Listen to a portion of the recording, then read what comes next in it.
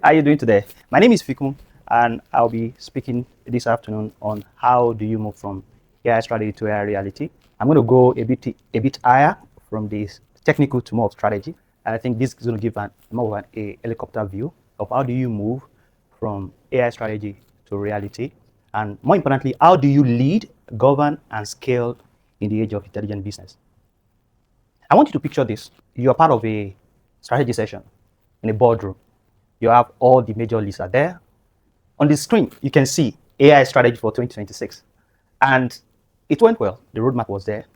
The key components was there. The key KPIs were there. And the board approved. But the most interesting part is that after 6 months, nothing has really changed in the company. This is a very common experience. And data has validated that. Currently, 3/4 of executives are saying their AI strategy is just for a show. And that's very, very jarring. So literally, they are saying that 48% are saying that their implementation has been a massive disappointment.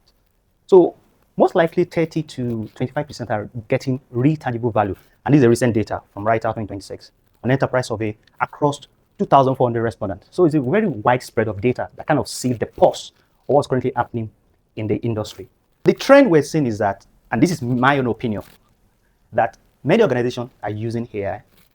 None are actually leading with AI. And that's the conversation today. How do you lead with AI? You just move from more like just using to leading. And the current gap is tax. If 88% of organizations are saying they have implemented AI in some shape or form and they are using AI, but only 6% are saying they can see tangible value in terms of profit, then it should be very concerning. What's happening within that gap? Again, this is a very popular data, by reputable organizations across multiple countries. It shows the pulse of what is happening within the industry. So you can see there's a lot of noise about AI adoption, but the question is that how many organizations are truly actually capturing value with AI? My name is Fikun. I've worked across EMEA region for about 10 years for some of these brands, Deloitte, Multiverse. Today I'm speaking for myself, not representing Deloitte. It's better to make that distinction because my experience cut across different organizations I've worked with and I work for, and working as both as a practitioner and also as a researcher at LSE. And some of the conversations I'll be sharing today are based on my experience at the intersection of cybersecurity, AI, innovation, working with these businesses across 30+ countries.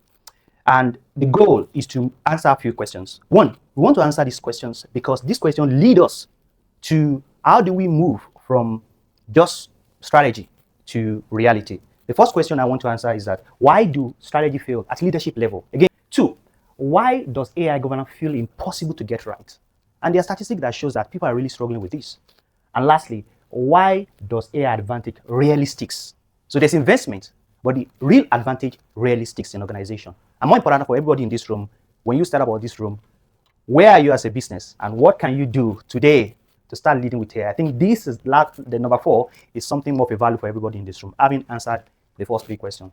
So that's what we want to walk through this afternoon. Next slide. So why does AI strategy really fails at leadership level? And I want to ask a quick question from everybody in the room. If you have seen AI deployed in your organization, any organization, primarily as a productivity tool without really system redesign, show of hand, you've seen it. So I'm seeing about probably 50% in the room. And that kind of tell you some of the pattern you've seen within AI, how people deploy AI. And this kind of start asking the question, why does AI fail at the leadership level? Next slide, please. And the most interesting way to explain this concept is to borrow from Sang, a scientist at MIT. And he was thinking about how does leaders think and how does their leadership mindset shape how organizations show up and how things evolve. And he coined this theory of what we call mental model. Mental models are how leaders think sometimes and how their thinking shape decision. But these thinkings are not something that they think consciously. They're subconscious thought. Their assumptions, their biases, their things they've learned, their experiences, in fact, their pains, that have formed this assumption that shape those decisions. And those decisions trickle down the organization. And what I've seen is that why AI actually really fails at a leadership level has to do with some mental models. I want to run through 3 major common mental models that we need to think through. Next slide, please. The first mental model is treating AI as a bolt-on tool. And it's a common phenomenon. People just think as a bolt-on tool, I'm going to slap this AI on my system process without actually doing the underlying redesign of the system. And what does happen is that it's going to give you a very low productivity that you can actually harness from, most importantly, as an enterprise. This model has a sense of fake progress because you can see individual productivity with search, But at an enterprise level, you're not maximizing that output of the technology you've deployed, which is not efficient. Next slide, please. The second model, that AI will feel this, is going to just fix it for us. AI is going to fix a broken system. That is an extreme where leaders have this mental model that if you just adopt AI to this wicked problem. But AI cannot fix structural gaps. AI cannot fill unstructured data. AI cannot fill broken structure, culture. AI cannot fill broken business model, actually. You know, I was listening to Sam Altman yesterday. He had this a town hall, I think in Hitri, where he brought in some technical guys to have a conversation. And he was saying, although we are building AI and they're powerful, it has not changed how we do business. In fact, when you have more computing capacity like AI, you are going to find out that it's harder to get people to buy. That is, you still have to sell. You still have to go through normal way of build business. Now you can build faster, but it doesn't actually elude you from the responsibility of selling. That they, as an open AI, they're struggling with it. They still have to sell. That getting people to buy is harder. Sometimes now easier now to build, but to sell is becoming harder because people are having problems. They're saying now we can build a lot of products with AI, but it's hard to get people's attention to buy or to pay value to it. What I'm saying is that AI will not solve structural problem. So it's not a one. Next slide, please.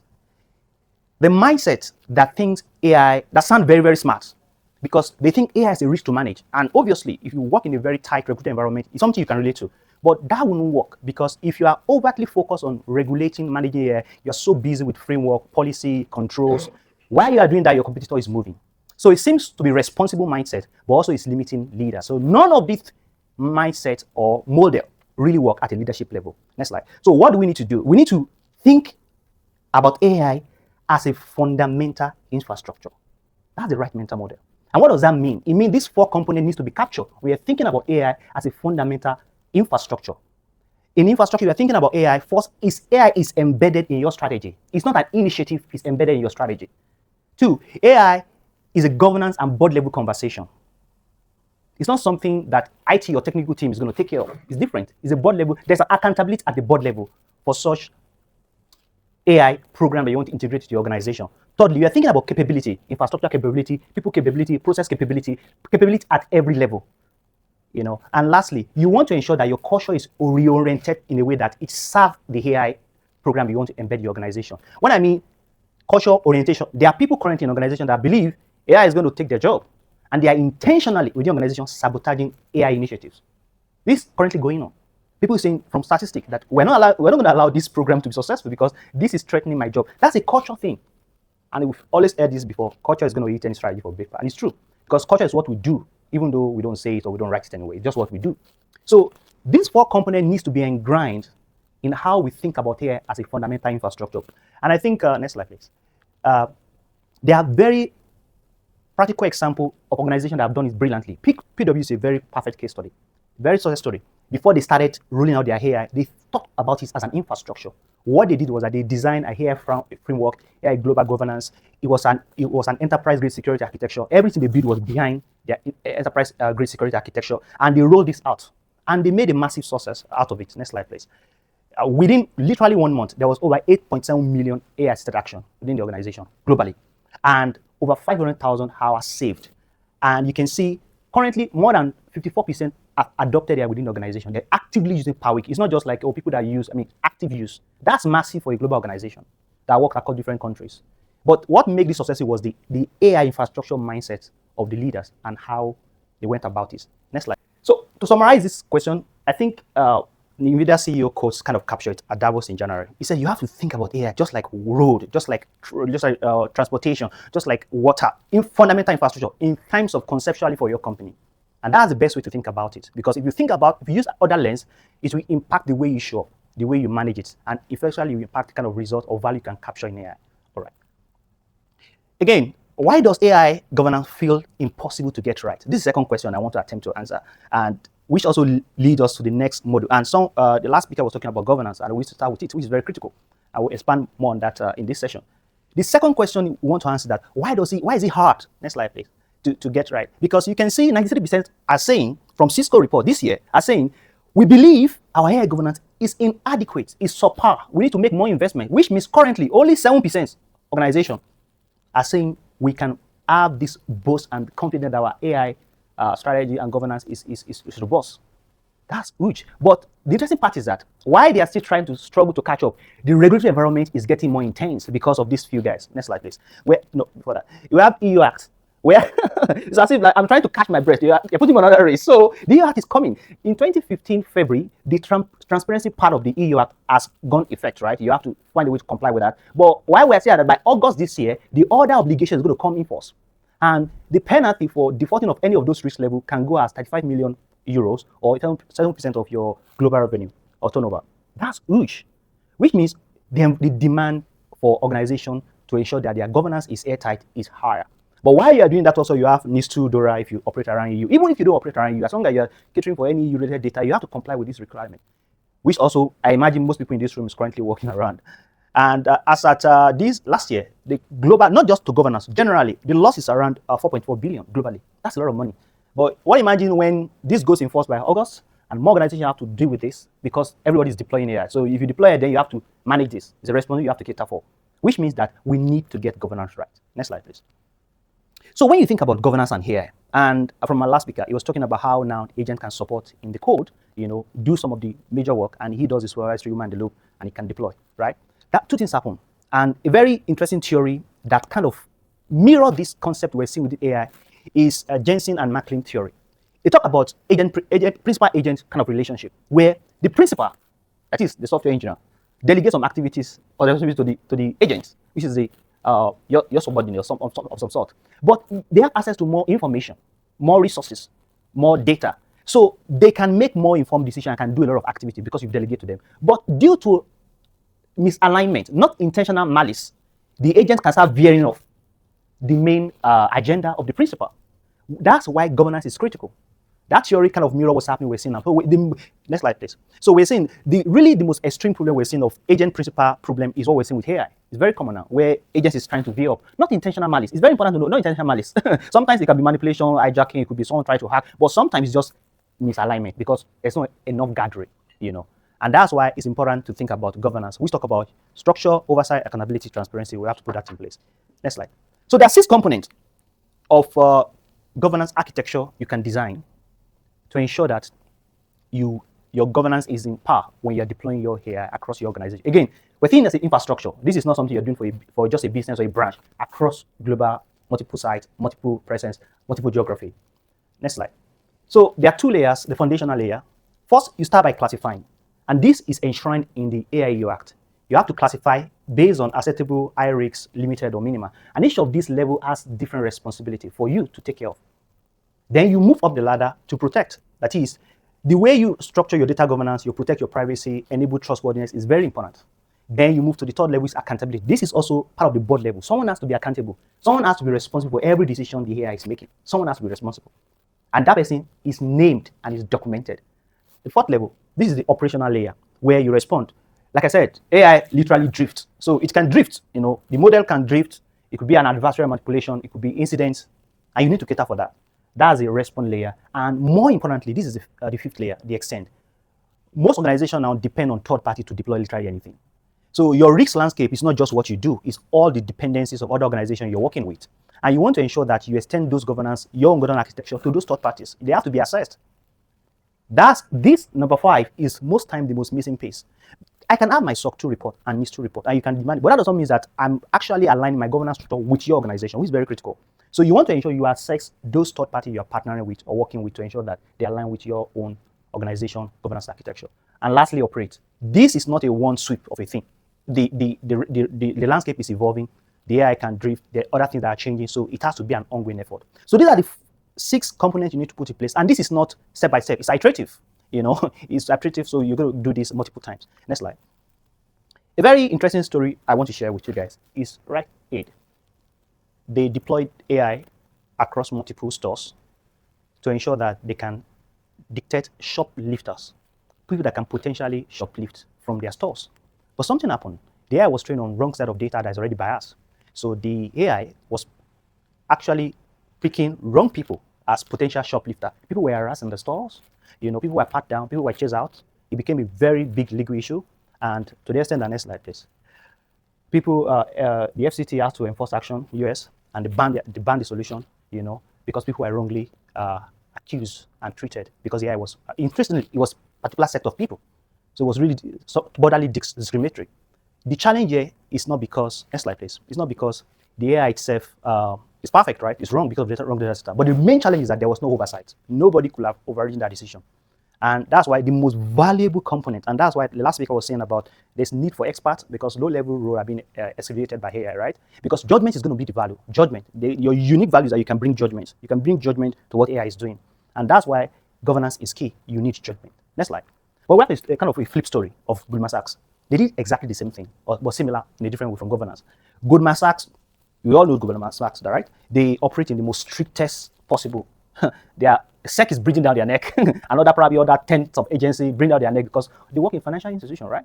Yet they were able to roll out AI across their whole organization in a different way because they got governance right. Next slide, please.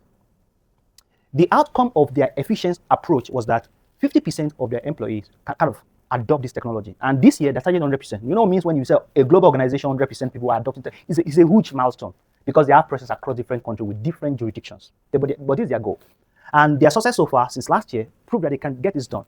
Now their engineers are co-working with autonomous AI, 12,000 women developers. They are saving times, over 20%, and now the onboarding of a new client is being cut down by 30%.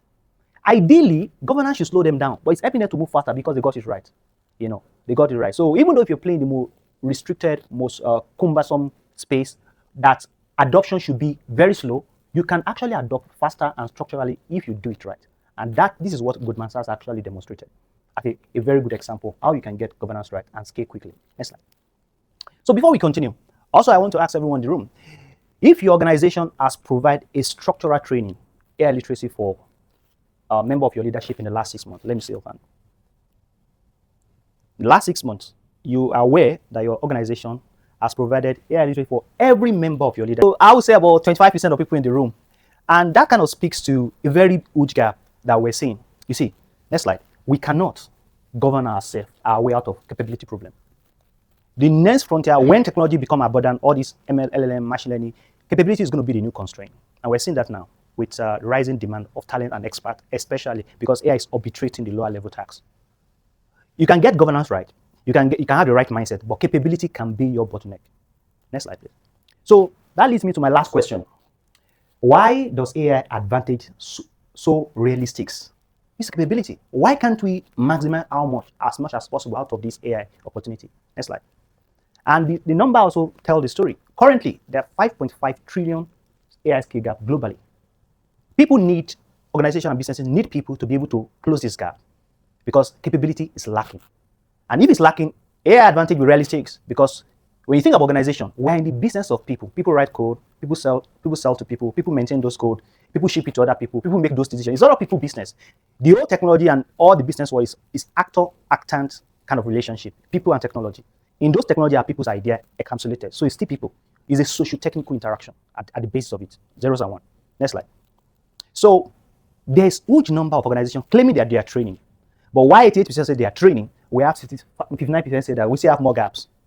Only 35% is actually having the right maturity training. And this is where we're going. How do we get to maturity? How do the remaining 65% get to the maturity training, which we want to solve for? Next slide, please. So the problem is not really the training. The real problem is how the training are being designed. Next slide. So there are 3 layers of designs of a program that you should be embedding in your organization to solve capability problem.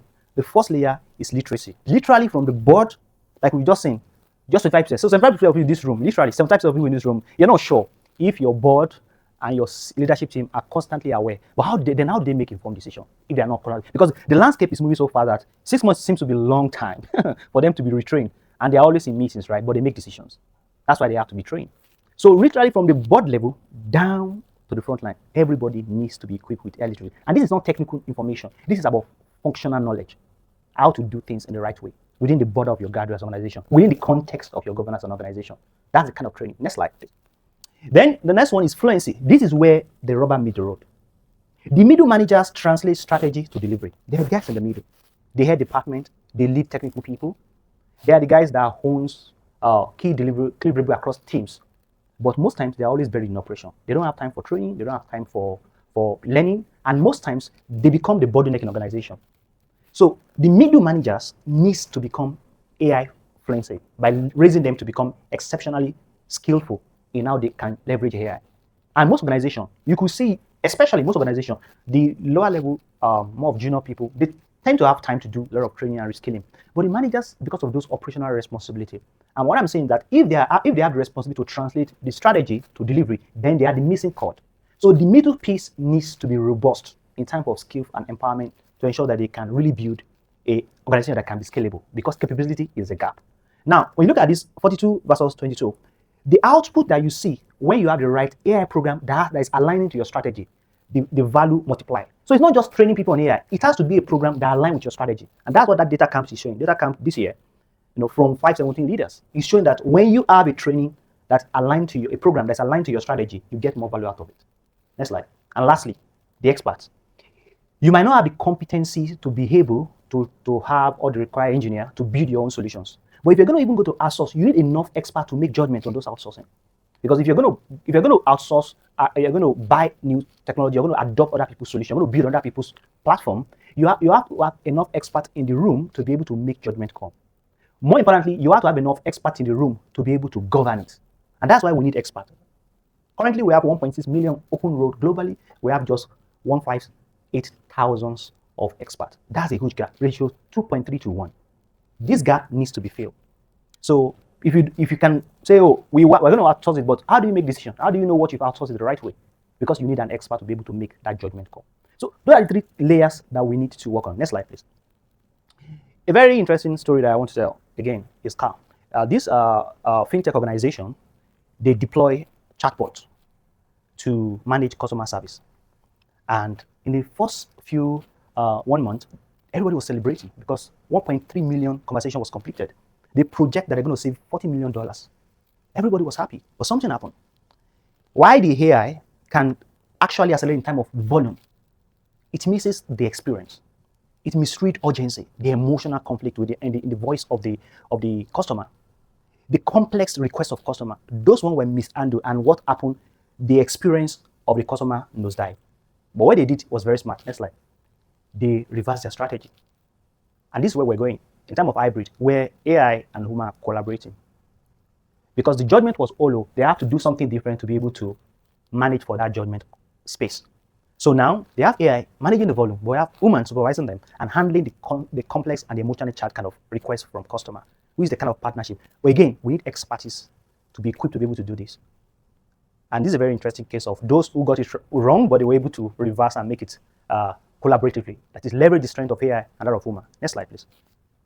So we have these 4 broadly conditions that you need to put in place to be able to maximize that capability and build AI at scale. Remember, we want to be able to lead with AI, govern it, and scale. For you to do that, you need these 4 things. Transparency, people have to understand. Next, you have to reskill people. People have to have a sense of agency that they're collaborating with this. This is not taking my opportunity or taking my responsibility. And more importantly, people have to feel safe to try, to fail, to be able to evolve. These 4 conditions needs to be enshrined in your capability program if you really want to scale with AI. Next slide. So again, NVIDIA CEO, I paraphrase this one. I think that's a very good way to kind of wrap up this top question. The idea is that people that are using it is going to do much more. Our last speaker kind of alluded to that, than people that don't. And that's why equipping talent is critical to be able to scale with AI. All right, next slide. So I will invite you all to take your phone out and take this picture because of time. This is going to be your own diagnostic for your organization. So if I can step out of your way to take the picture. These are 12 questions you want to ask yourself, preferably with your team. Through the questions. If you go through the question, is either yes or no, or we don't know. So is either yes or no, you don't know. And if you answer within 10 and 12, it means that you're genuinely ready, right? But if you are within 6 and 9, I also want you to snapshot this so you know where you are. You have to take this because this is more of like a marking scheme. And then if you're less than 6, you kind of know that you have a lot of work to do, to be able to get things to par. Next slide, please. And again, these are 3 actions I want to leave with you today that you can do. Run the diagnostics. Name a owner. Let someone own something. It has to do with AI. A person with a clear deadline. And more importantly, invest in people. Next slide. So again, almost every organization, literally, is using AI. Almost none are leading with it. And I hope your organization start leading with it today. Thank you.